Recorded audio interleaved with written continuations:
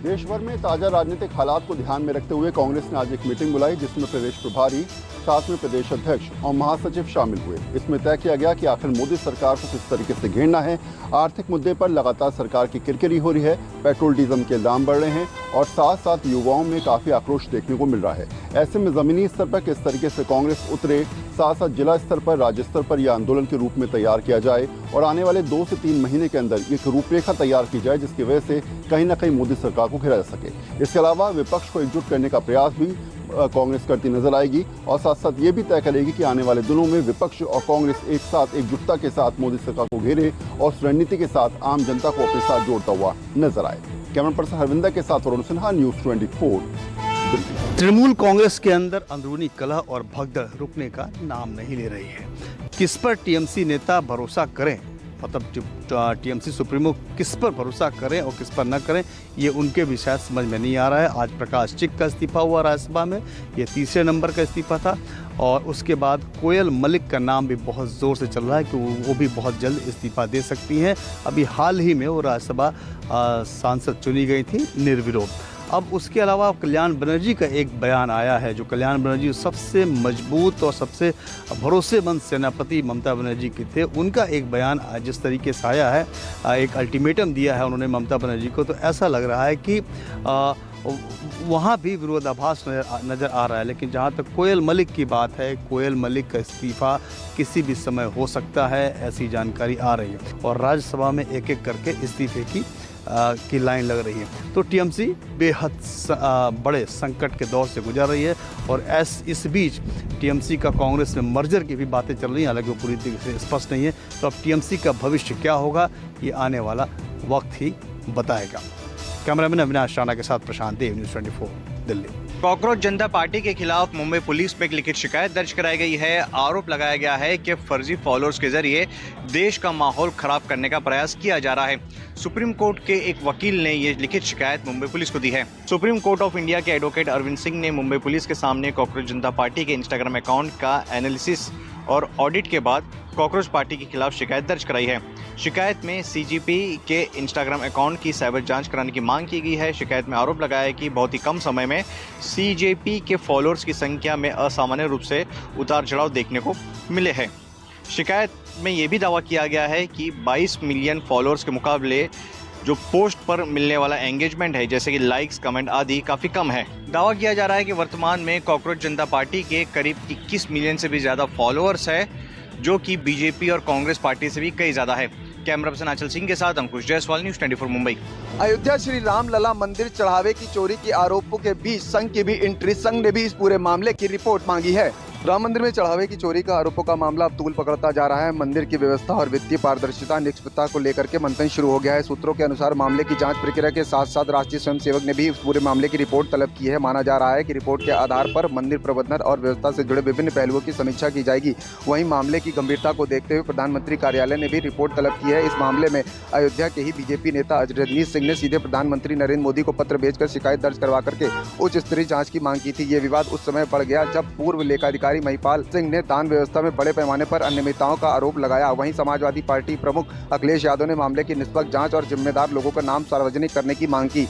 दान चोरी का मुद्दा अब यूपी की सियासत का केंद्र बन गया है। सपा, कांग्रेस समेत पूरा विपक्ष मुद्दे पर बीजेपी की सरकार घेराबंदी जुट गया है। यहाँ आपको ये भी बता दें, अब ये मामला गंभीर होता जा रहा है और उम्मीद की जा रही है कि जल्द ही कोई बड़ी कार्रवाई की जा सकती है। कैमरा पर्सन धर्मेंद्र साहू के साथ मनोज पांडे, लखनऊ, न्यूज़ 24। मुंबई में जन्म प्रमाण पत्र जारी करने में अनियमितता को लेकर बड़ा मामला सामने आया है। इसको लेकर महाराष्ट्र सरकार ने बड़ा आदेश जारी किया है। सरकार ने कहा है कि बिना दस्तावेज या सही दस्तावेज के बिना जन्म प्रमाण पत्रों में सुधार को लेकर जो प्रक्रिया अपनाई गई, जो जन्म प्रमाण पत्र जारी किए गए, वो 19,734 ऐसे जो जन्म प्रमाण पत्र हैं, उनमें जो सुधार हुआ है उस सुधार प्रक्रिया को रद्द किया जाए। साथ ही ये जांच किया जाए कि उनके पास प्रॉपर दस्तावेज हैं या नहीं। बीएमसी ने जांच किया था और जांच में पाया गया था कि 19,734 ऐसे जन्म प्रमाण पत्र हैं जिनके लिए प्रॉपर दस्तावेज नहीं जमा कराए गए हैं। और भी गलतियां पाई जाती हैं जांच में, तो संबंधित अधिकारियों पर कार्रवाई भी की जाएगी। कैमरामैन दिलीप अवेरे के साथ इंद्रजीत सिंह, न्यूज़ 24 मुंबई। उत्तर प्रदेश की राज्यपाल के निर्देश के बाद योगी सरकार ने प्रदेश के सभी मेडिकल संस्थानों में धर्मांतरण सेल गठित करने का आदेश जारी कर दिया।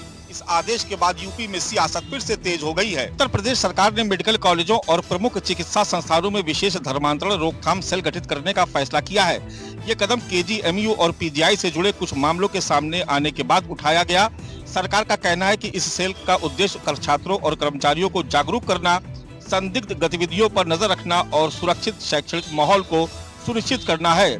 उत्तर प्रदेश में बीते कुछ महीनों में मेडिकल संस्थानों में धर्मांतरण के कुछ मामले सामने आए, जिसके बाद सरकार ने ये फैसला किया। सपा और कांग्रेस दोनों का ही कहना है कि किसी भी तरह की अवैध गतिविधियों को रोकना सरकार की जिम्मेदारी है और अगर ऐसा हो रहा है तो ये सरकार की ही नाकामी है। उत्तर प्रदेश में ड्रेस कोड लागू करने के बाद ये दूसरा ऐसा आदेश है जिसमें शिक्षण संस्थानों को लेकर सियासी बहस हो रही है। कैमरा पर्सन मिंटू सिंह के साथ मानस श्रीवास्तव, लखनऊ, न्यूज़ 24। उत्तर प्रदेश की योगी सरकार में ऊर्जा मंत्री ए.के. शर्मा ने यूपी पीसीएल के चेयरमैन को कड़ा पत्र लिखते हुए कहा है कि विभाग से जुड़ी हुई जानकारी उन्हें विभाग से नहीं बल्कि टीवी चैनलों के माध्यम से मिलती है। उत्तर प्रदेश के ऊर्जा मंत्री ए.के. शर्मा ने पत्र में नाराजगी जताते हुए यूपी पीसीएल के चेयरमैन आशीष गोयल को लिखा कि बिना अनुमति के जून के बिजली बिल में 10% एक्स्ट्रा सरचार्ज लागू करने का निर्णय बिना उनकी अनुमति के लिया गया। ऐसे फैसले से सरकार की छवि प्रभावित हुई है, आम उपभोक्ता के बीच में गलत संदेश गया है। ऊर्जा मंत्री ने प्रशासनिक कार्यप्रणाली पर भी बड़ा सवाल उठाया है। ऊर्जा मंत्री ने ये भी कहा कि महत्वपूर्ण निर्णयों में सरकार को विश्वास में लेना चाहिए। पत्र में संविदा कर्मियों की छटनी का मुद्दा भी उठाया गया है। आरोप है कि कुछ जगहों पर लोगों को जाति धर्म के आधार पर हटाया गया है। इस मामले में विस्तृत रिपोर्ट भी तलब की गई है। बहरहाल योगी सरकार में ऊर्जा मंत्री ए.के. शर्मा और यूपी पीसीएल के चेयरमैन आशीष गोयल के बीच बढ़ता हुआ यह विवाद सियासी गलियारों में चर्चा का बड़ा विषय बन गया है। कैमरा पर्सन धर्मेंद्र साहू के साथ अशोक तिवारी, लखनऊ, न्यूज़ 24। थाने के जुपिटर हॉस्पिटल के पास बुजुर्ग व्यक्ति के पिटाई करने वाले ओला चालक पर पुलिस का शिकंजा कस गया है। पुलिस ने आरोपी निशांत शुक्ला को गिरफ्तार कर कोर्ट में पेश किया, जहां अदालत ने 2 दिनों के लिए पुलिस रिमांड में भेज दिया है। आपको बता दें कि मंगलवार देर शाम थाने के जुपिटर हॉस्पिटल के पास ओला चालक निशांत शुक्ला और पीड़ित बुजुर्ग के बीच जो है सड़क पर थूकने को लेकर विवाद हुआ। के बाद ओला चालक निशांत शुक्ला ने अपना आपा खो दिया और बुजुर्ग की बेरहमी से पिटाई कर दी। इस पिटाई का वीडियो जो है सोशल मीडिया पर काफ़ी तेजी से वायरल हुआ, जिसके बाद लोगों ने उस पर जो है कड़ी से कड़ी कार्रवाई की मांग की। वीडियो सामने आने के बाद शिवसेना के कार्यकर्ता जो है एक्टिव हुए और महज कुछ ही घंटों में उसे ढूंढ निकाला, उसकी पिटाई की और उसे पुलिस के हवाले सौंप दिया। कैमरामैन अंचल सिंह के साथ राहुल पांडे, न्यूज़ 24, मुंबई। पश्चिम बंगाल के कचरापाड़ा के रीजपुर में एक स्कूल में 1 करोड़ 77 लाख रुपए बरामद किए गए। यानी वहां पे जब लोग पहुंचे हैं उनको इस बात का अंदाजा नहीं था। स्कूल की गतिविधियां पहले से शक के दायरे में थी। जिस तरह से यहाँ पे आरोप लगाया जा रहा था कि यहाँ पे जो पूर्व जो टीएमसी के कई नेताओं का आना जाना था, टीएमसी के दबदबा था और यहाँ पे ये एक तरह से अवैध तरीके से जो यहाँ पे एक रूम में के अंदर बेडरूम बनाया गया था, लग्जरियस पूरी तरह से व्यवस्था थी। शक के आधार पे आज स्कूल का ताला खोला गया तो स्कूल के जो लोग थे, जो लोग वहाँ पहुँचे, उनकी आंखें देखकर सन्न रह गई। यानी पुलिस ने जब वहाँ पहुँचा है तो 1 करोड़ 77 लाख रुपया अलमारी के ड्रावर से बरामद किए गए हैं। पुलिस पूरे मामले की जांच कर रही है कि आखिर ये पैसा किसका है, किसने यहाँ पर ला के रखा और स्कूल के अंदर बेडरूम बनाने का क्या मकसद है। पुलिस पूरे एंगल से जांच कर रही है। फिलहाल कह सकते हैं कि एक बार पार्थ चक्रवर्ती के जिस तरह से घर से करोड़ों रुपए की बरामदगी हुई थी, एक बार फिर से एक स्कूल से 1 करोड़ 77 लाख बरामद होने से लोगों को इस तरह का संख्या है कि जो लोग थे यानी जो टीएमसी के नेता थे, ईडी सीबीआई से बचने के लिए ये पैसा स्कूल में लाकर छिपा रखे थे। कैमरामैन पंकज के साथ मनोज पांडे, न्यूज़ 24, उत्तर 24 परगना। राजधानी दिल्ली के पश्चिम विहार इलाके में एक हैरान कर देने वाली घटना सामने आई है। घटना जिम के बाहर यानी जिम में फायरिंग की हुई है। तस्वीर में आपको दिखा रहा हूँ 24 फिटनेस, ये जिम है जो बताया जा रहा है कि गुरु रंधावा बाय फिटनेस है, उनकी एक फ्रेंचाइजी जिसमें ली गई थी। दिल्ली पुलिस के मुताबिक लगभग 3 से 4 बजे अंधाधुंध फायरिंग हुई है। आधा दर्जन से ज़्यादा इसमें फायरिंग की गई है। फिटनेस जिम में कहा जा रहा है कि फायरिंग करने के बाद एक ऑडियो भी सामने आया था जिसमें ये दावा किया गया था अशोक पंडित द्वारा कि ये जो करीबी हैं लॉरेंस बिश्नोई के और उसके बाद सलमान खान से कुछ ज़्यादा करीबी होने के द्वारा ये इस बात को लेकर कि समझाया गया था।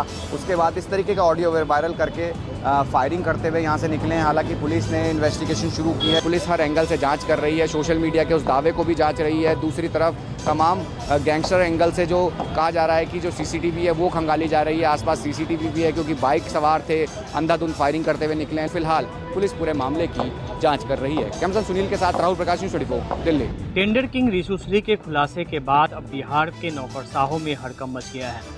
एक बार फिर जहां 2 IAS अफसरों को निलंबित किया जा चुका है, वहीं कल एक IAS सहित 3 अधिकारियों को गिरफ्तार किया जा चुका है। लेकिन एक बार फिर से संजीव हंस, जो पूर्व से एक मामले में भ्रष्टाचार के मामले में जेल जा चुके हैं, उनकी तलाश में भी छापेमारी चालू हो गई है।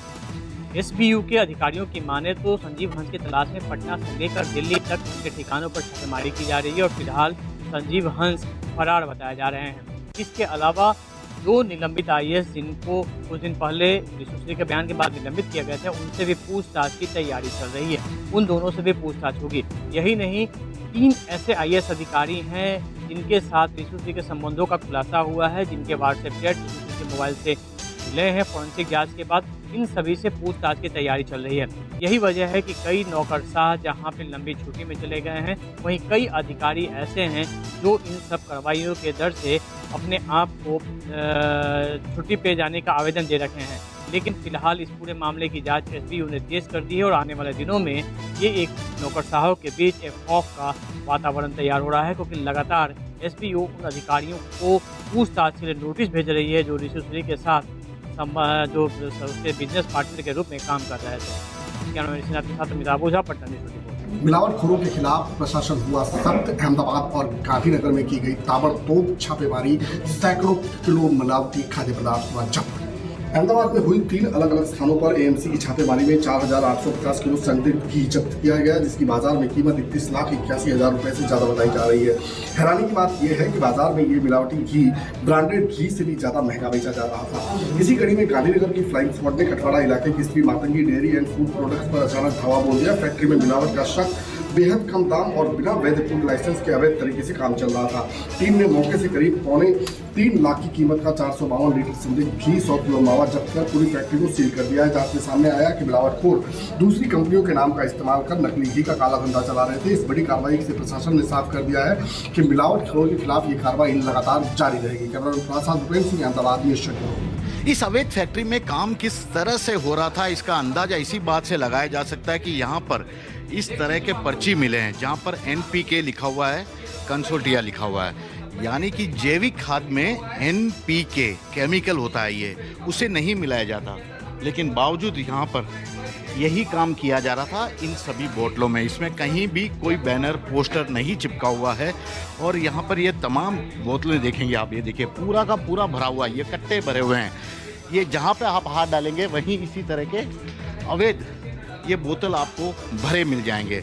और यही वो चीज़ है जो कि किसानों की ज़मीन को पूरी तरह ख़राब करती है, फसल को पूरी तरह ख़राब करती है। हालांकि यहाँ पर क्वालिटी कंट्रोल के लिए तमाम मशीनें दिखाने के लिए लगाई गई है, लेकिन जिस तरह से इन पर धूल जमी है उसके बाद एक बात तो साफ है कि मानो कभी इनका उपयोग करने की कोशिश भी नहीं की गई है।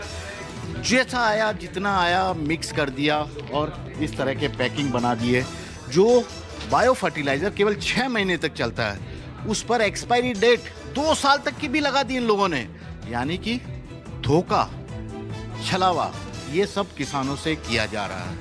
इस वर्ष की शुरुआत से ही कश्मीर घाटी में पर्यटकों का आना शुरू हो गया और धीरे धीरे अब पर्यटकों की तादाद लगातार बढ़ती जा रही है। और ऐसे में सुरक्षा व्यवस्था के साथ साथ अब जो सरकार का यहाँ फोकस इंफ्रास्ट्रक्चर पर काफी ज्यादा हो गया है और ऐसे में जोजिला टनल का खुल जाना, खासतौर पर मध्य कश्मीर के सोनमर्ग जैसे पर्यटन स्थल और इसके बाद कारगिल, द्रास, लद्दाख के लिए एक गेम चेंजर माना जा रहा है। और उम्मीद की जा रही है कि इस टनल के खुलने के बाद न केवल कश्मीर घाटी के इस हिस्से में पर्यटन बहुत ज्यादा बढ़ेगा, बल्कि इससे आगे फिर द्रास, कारगिल और लद्दाख के इलाकों में भी पर्यटन आसमान को छूने के लिए उड़ान भरेगा। कैमरामैन रशीद के साथ आसिफ साहब, सोनमर्ग, न्यूज़ 24।